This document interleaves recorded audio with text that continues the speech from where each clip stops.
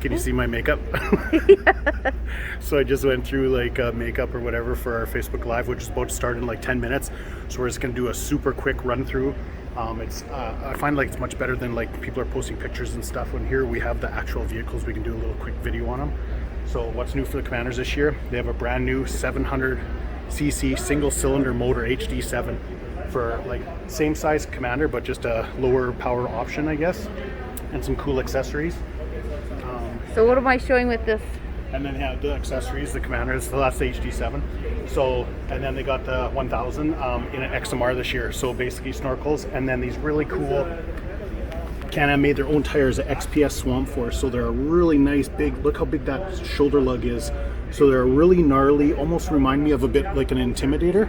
I'm trying to get the weights for you guys because I'm really curious. They look really aggressive, so usually that's kind of ups the weight. So I'm hoping they're not too heavy, but they look really good, and they do good. Like we buried it, and they work really good. Okay, so we'll cruise over here. From what I was reading, oh yeah, just device holder, that's all the same. Everything else is pretty much the same other than the snorkels, the tires, and then the front bumper, nice high mounted winch, so really easy to access. The only problem sometimes with the high mounted winch is when you get them stuck really bad, you're not pulling from down here, you're kind of pulling yourself in more. So it'd be really cool to run some sort of pulley fairly where you could winch from down here if you wanted to, but that'd be really cool to make up. Okay, so full size Commanders.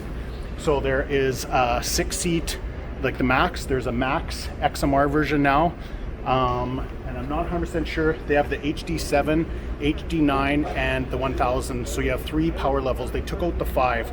So the 7 is a single cylinder, but it's like 30% more power than the 500 was. So they basically dropped the 500 up the power for the 7.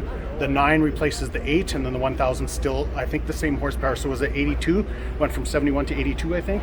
So, and don't quote me exactly on everything, I'm just going off the top of my head. So we're just doing this real quick. So over to the X3s, pretty exciting stuff. So all the 72-inch models get a 32-inch carnivore now. So you won't have to swap out tires right away if you don't want to. They beefed up front lower A-arms, they beefed up. They beefed up some of the frame. They beefed up the roll cage. They use a thicker metal for the roll cage. They beefed up the lower rear radius rod. I'm not sure about the trailing arm. It's 200 horsepower. So that's just through ECU calibration. I don't think there's any internal motor changes like they went when they went to 195. They did some internal motor modifications plus the turbo.